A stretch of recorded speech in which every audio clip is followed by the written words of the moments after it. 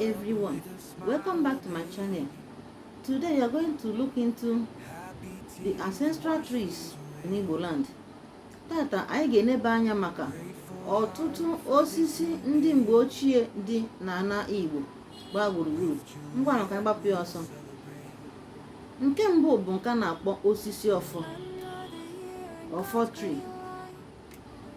Nke a onye okenye ga-eji abịa na family, onye okenye na-ebu ọfọ ahụ. Osisi ọfọ ahụ onye okenye ga-ebu na mbara ezi. Ọ bụrụ osisi ọfọ ka esi enweta ọfọ ahụ. Matakwa na ọfọ dị nsọ. Ndị Igbo na-asọpụrụ ọfọ mana ha anaghị efe ya efe. Ha na-asọpụrụ ọfọ because it stands for truth and justice. Nwaanyị nọ na nsọ anaghị aga ebe osisi ọfọ ahụ nọ. Ọfọ bụ otu n'ime osisi ndị Igbo na-asọpụrụ nke ukwuu mana ha anaghị efe ya efe n'ihi na ọ dị nsọ. It is sacred. Nke mbụ bụ na ebe osisi ọfọ kwụ na a na-eji akwa ọcha wee gbaa ya ogige. Ị ga-ahụ onye okenye ọbụla ji osisi ọfọ ahụ na mbara ezi. Onye ama na-ekwu eziokwu bụ onye ga-eji osisi ọfọ uwe na be ya. Ọ bụghị okenye ọbụla ga-ejide ọfọ. Onye ama na-ekwu eziokwu ga-ejide ọfọ. Chetakwa na ọ bụ n'osisi ọfọ ka esi enwetakwa mkpụrụ ofe a na-akpọ ọfọ nke jikwa esi ofe n'ala Igbo na-atọkwa ụtọ nke ukwuu. Ọkwa na isiokwu anyị bụ ancestral trees in Igbo land. Osisi ndị gboo dị n'ala Igbo ndị nwekwara nsọpụrụ mana ha anaghị efe ya efe. Ndị Igbo anaghị efe osisi efe mana ọ bụ mmụọ dị n'osisi ahụ ka ha na-efe efe. N'ihi mmụọ ahụ dị n'osisi ahụ ha na-efe efe, ndị Igbo nwezie nsọpụrụ n'ebe osisi dị otu ahụ nọ dịka osisi ọfọ. Anyị na-ekwu na ọ bụ otu n'ime ya.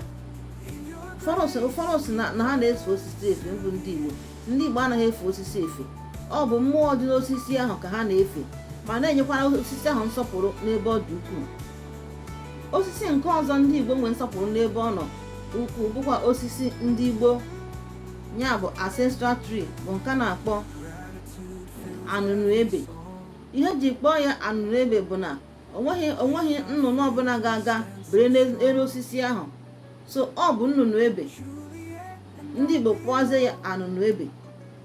Anụnụ ebe bụ osisi dị ike n'ala Igbo. It is highly spiritual and it is a tree for war. Osisi ọzọ ndị Igbo nwekwara nsọpụrụ n'ebe ọ dị bụ nke a na-akpọ osisi ngwu. Amaghị m ma nke a na-akpọ osisi ngwu. Osisi ngwu tree is a shrine. Arụsị ka ọ bụ. Ngwu tree, it is a shrine. Arụsị ka ọ bụ. Abịa n'osisi ngwu ahụ, a na-eji akwa ọcha gbaa ya ogige maka na akwa mee gbaa ya ogige. A na-enyekwa ya nsọpụrụ bụ ndị Igbo. Osisi ngwu sokwa n'osisi ndị Igbo nwee nsọpụrụ n'ebe ọ nọ nke nnukwu maka na ọ bụ arụsị na onwe ya. Anaghịkwa akpa nkụ ngwu akpa. Nke mere na otu ụbọchị oge m pere mpe, onwe otu nwoke agaghị akpọ si ya ga gbuo osisi. Onye ahụ maka na osisi ahụ bụ osisi ngwu, si nwoke ya ga gbuo osisi ahụ. Ihe a na-enwekarị mbọsị nnukwu ahịa a na-akpọ ahịa ukwu na be anyị. Oge anyị na-agafe n'akụkụ ụzọ ebe osisi ahụ dị, nwoke ahụ bụ ndị na-arị elu na-egbu osisi. Ha ji aka na-arị elu na-egbu osisi. Abịa gụọ nwoke ahụ osisi ngwu. Amaghị m na nwoke ahụ amaghị na osisi ngwu ka ebere ya ga gbuo. A na-egbu osisi ngwu ahụ. Ọ tụfughị oge, nwoke a si n'elu osisi ngwu ahụ bịa daa nwụọ. Ebe a ka ọ dara nwụọ n'akụkụ ụzọ. Ọtụtụ ndị mmadụ na-enye onye ahụ gụrụ ya osisi ahụ ụta, si ya na ọ maka na osisi a bụ osisi ngwu na anaghị egbu ya otu ahụ. Anaghị egbu ya otu ahụ. Ụfọdụkwa na-asị ọ bụ na onye kenye ha otu ahụ amaghị na osisi ngwu ka egoro ya gbuo. Ịma na oge ụfọdụ ọ bụrụ mmadụ ejichaghị ego, ihe isi ya mee ka o nwee ike nweta ego ga-eji rie nri. Ndị ụfọdụ eme kwarịka ọ bụka na ọha na osisi ngwu. Ọ kwarịka ọ gaghị ama ka o si akpa ike. So otu a ka nwoke a si wee bụrụ onye rawara mmụọ. Ozugbo ọ na-arịgo n'osisi ahụ igbu osisi ngwu ahụ, nwoke a si n'elu osisi ahụ bịa daa, ya bụrụ ya ọnwụ n'ihe mbọchị nnukwu ahịa na be anyị. Osisi ọzọ ndị Igbo nwere a na-asọpụrụ nke ukwuu bụ osisi a na-akpọ osisi akpụ. Ụfọdụ na-akpụ ya ọkalaede, akpụ ọkalaede, ụfọdụ na-akpọ ya akpụ sọnsọ, ụfọdụ akpọ ya osisi akpụ ọkalaede, ụfọdụ akpọ ya ọkalaede. Nke ọbụla ị nụrụ mana ọ bụ akpụ ka ọ bụ.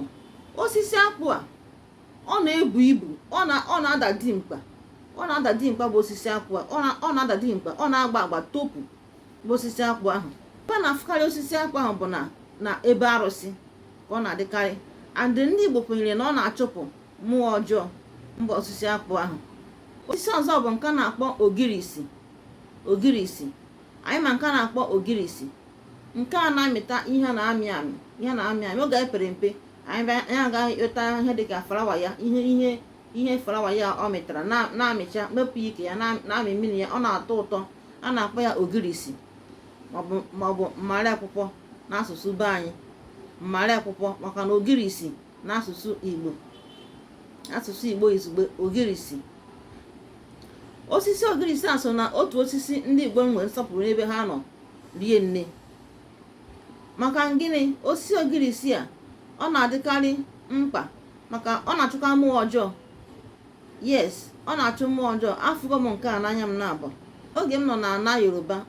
O nwere otu afọ abịasị na o nwere mmụọ ọjọọ na-agagharị na ana Yoruba oge ahụ, na-asị na onye ọbụla mmụọ ọjọọ ahụ batara na be ya na ọ ga-abịa were onu ndị ọma, onu ụmụnne ya, onu nne ya maọbụ onu nna ya, maka na onu enyi ya ọ maara, ma nwunye ya, ma onu di ya, onu onye ọ maara nke ọma, na ọ ga-abịa were ya kpọọ onye ahụ afa. Ma ọ bịa na isi windo onye ahụ za otu a ka onye ahụ si wee nwụọ. Ihe a gbugide mmadụ oge ahụ. Ihe mere ndị landlọdụ nwe ebe anyị bi oge ahụ, ha gbata bịa weta osisi ogirisi a, si ya bụ na weta ya tinyechaa na windo ya, na windo ma ọnụ ụdọ. Aga weta osisi ogirisi a mbụ osi mara akwa ya bịa tinyecha n'isi windo, ọtụtụ tinye mana ọnụ ụdọ. Onye ọbụla tinyecha ma n'isi windo mana ọnụ ụdọ. A sị na ọ na-achụ mmụọ ọjọọ mba osisi ogirisi. Ndị Igbo nwee nsọpụrụ n'ebe ọ nọ. Ịbụ ndị Yoruba ya ka m na-akwa gị, nke a bụ nke m fụrụ n'anya m na-abụ. Onye ọbụla gbute osisi ogirisi ahụ, akwa ya, tinyechaa na adọ, tinye ọtụtụ mana windo onye ahụ. Oge ahụ ọtụtụ mmadụ nwụrụ. Ha na-asị na onye mmụọ ọjọọ ahụ bịara kpọọ afa, na ọ ga-eji onu onye ahụ maara wee kpọọ onye ahụ afa. Onye ahụ za ha n'ozugbo che na onye ọma, onye ahụ isi otu a bụrụ onye lara mmụọ. So oge ahụ ndị Yoruba niile gasị onye ọbụla gbute osisi ahụ, akwa ya, tinyechaa n'ọnụ dọọ ya, n'ọnụ be ya, mana windo mana adọ, tinye ọtụtụ. Onye ọbụla tinyechaa ya oge ahụ, ọ na-achụ mmụọ ọjọọ mbụ osisi ogirisi ahụ. Ndị Igbo nwee nsọpụrụ n'ebe osisi ogirisi ahụ because it is sacred, ọ dị nsọ, mana ha anaghị efe ya efe. Ụfọdụ na-asị na ndị Igbo na-efe osisi. Ndị Igbo anaghị efe osisi, mana ha nwee nsọpụrụ n'ebe osisi a niile anyị na-akpa ha adịcha. A jikwa osisi ogirisi a na-ama oke ala, mana ọ bụ oge ọzọ anyị abịa kọwa mkpa osisi niile adịcha n'ala Igbo. Isikwa nke taata bụ ịkpọpụta osisi ndị dị mkpa. Ngwanụ ka ọ dị n'oge ọzọ, ka emesienụ. Bye.